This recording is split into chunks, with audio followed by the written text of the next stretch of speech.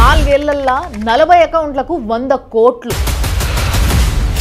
బ్రాహ్మణ్స్, క్షత్రియ, సిక్కులైతే 15 నుంచి 16 లక్షలు, బీసీలకు 10 నుంచి 12 లక్షలు, ఓబీసీలకైతే 8 నుంచి 10 లక్షలు. ఇదేంది స్కాలర్షిప్లో, ఎక్స్గ్రేషియాలో అనుకుంటున్నారా? కాదు, మత మార్పిడికి. ఈ కులాలకు సంబంధించిన అమ్మాయిలను మతానికి మారిస్తే అంతంత రేట్ అన్నట్టు.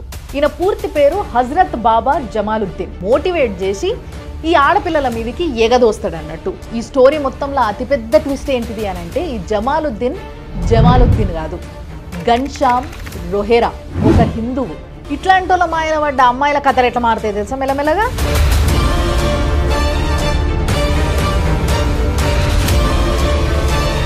యూపీల ఆధారాలతో సహా బయటపడ్డ లవ్ జిహాద్ నెట్వర్క్ యొక్క కళ్ళు బైర్లు గమ్మే స్టోరీ. ఇదే ఇవాల్టి ది ఫ్యాక్ట్ బై రమ్యకృష్ణ.